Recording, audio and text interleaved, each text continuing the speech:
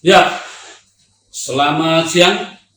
Kita jumpa lagi rekan sejawat, aktivis penggiat hukum pejuang kebenaran, netizen, dan sahabat pengacara Guntur Alaremba. Assalamualaikum warahmatullahi wabarakatuh. Selamat siang, salam sejahtera untuk kita semua. Hari ini hari Rabu, edisi hari Rabu. Kami hadir untuk memberikan edukasi yang lebih tajam dan bermanfaat bagi kita semua, termasuk para penegak hukum. Jadi, saya ingin menyampaikan bahwa hari ini yang akan saya berikan adalah tentang prosedur administrasi pemeriksaan perkara pidana dengan acara biasa. Baik itu pidana umum maupun pidana khusus. Ya. Rekan sejawat dan netizen serta seluruh aktivis penggiat hukum pejuang kebenaran. Negara kita adalah negara hukum dan banyak sekali ketentuan-ketentuan yang mengatur tentang penegakan hukum. Alat-alat kelengkapan negara dalam hal ini menegakkan hukum terdiri mulai dari penyidik, JPU, hakim, panitra. Itu semua adalah alat-alat kelengkapan negara dalam hal menegakkan hukum. Netizen yang selama ini kita sering disuguhkan hanyalah bagaimana penyidik kalau dia sudah menetapkan seseorang jadi tersangka, lalu oleh JPU menetapkan seorang sebagai terdakwa, dibawa ke persidangan. Kemudian bagi masyarakat, hanya tahu bahwa saya jadi tersangka atau saya jadi terdakwa, oleh kuasa hukum juga begitu. Nah, dalam hal ini saya ingin berbagi tentu dengan berdasarkan pengalaman. Mungkin teman-teman banyak yang bertanya, saya ini kok sok pinter? Maaf, bukan sok pinter. Tapi saya ini kenyang dengan jadi terdakwa. Teman-teman para pengacara atau aktivis, itu mereka justru menghindari untuk jadi terdakwa. Saya juga hindari, Pak. Tapi kalau saya sudah hindari kemudian saya tetap dipaksa untuk jadi terdakwa, apa boleh buat? Itu prinsip dari kampung saya. Saya kebetulan putra Sulawesi yang berdarah Tolaki. Suku Tolaki, kami ini darah dan semangatnya Tamalaki. Ya, pantang mundur. Jadi kalau di Sulawesi ada istilah sekali layar terkembang, pantang untuk digulung, itu namanya layarnya sebelum tiba di tujuan.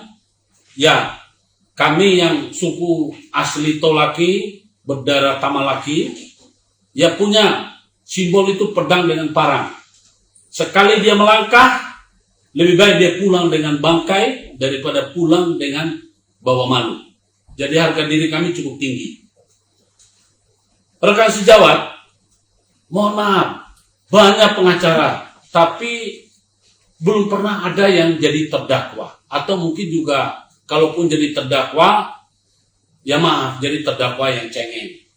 Saya dengan kesatria hadapi, mau kriminalisasi, mau apa, saya nggak peduli. Ketika saya diperhadapkan di muka hukum, maka saya siap hadapi. Saya juga tidak menginginkan untuk mengganggu orang. Tapi ibaratnya kita sedang mengendarai kendaraan.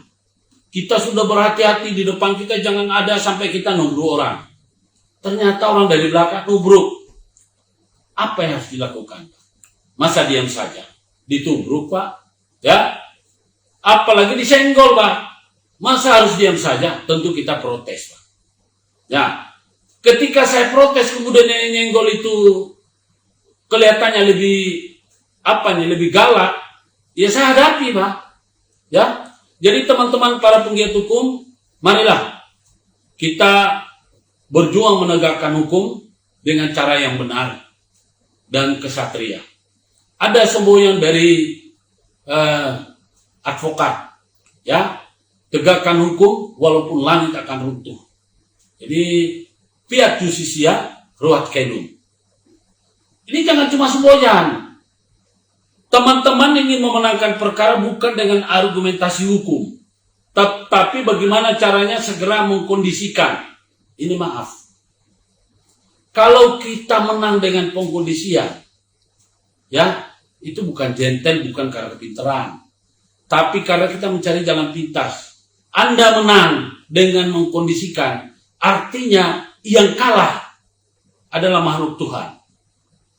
Tetapi kalau Anda menang karena argumentasi dan perjuangan hukum yang benar sesuai dengan yang ketentuan undang-undang, Anda tidak bisa.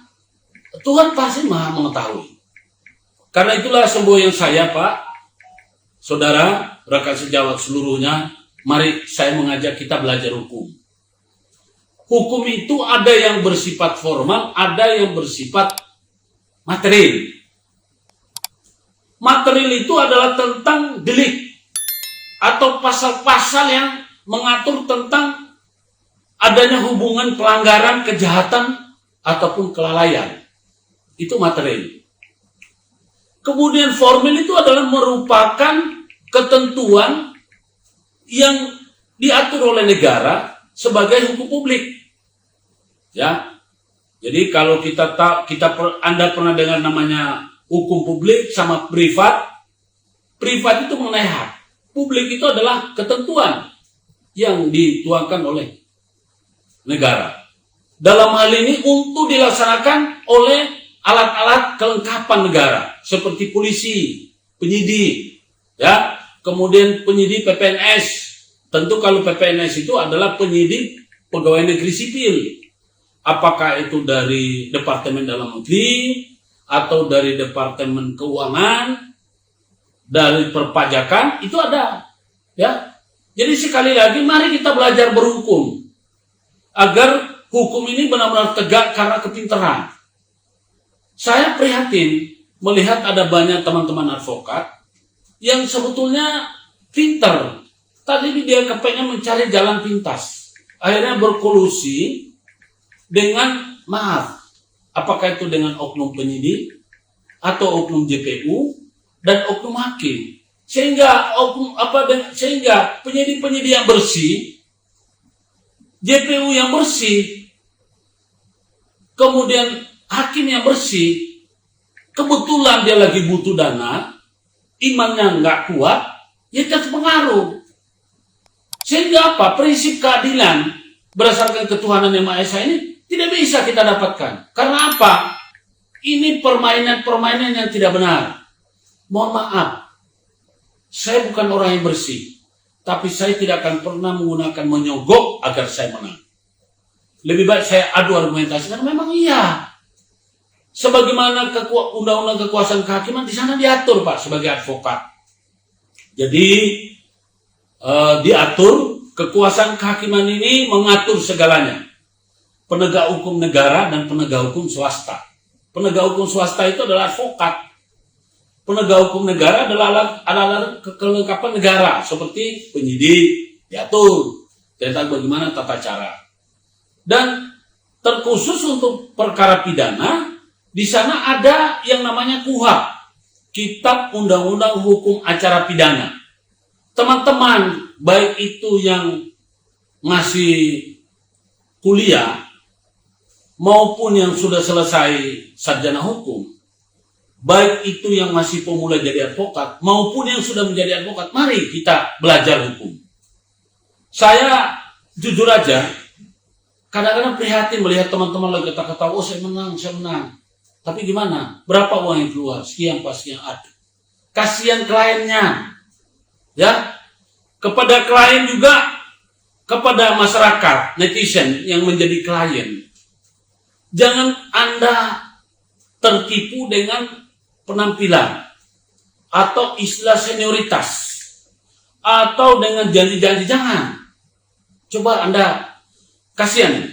Kalau kita berperkara, ini saya ingin menyampaikan ke semua pihak, ya, baik itu masyarakat pencari keadilan, kemudian teman-teman advokat sebagai penggiat hukum, dan juga kepada aparat penegak hukum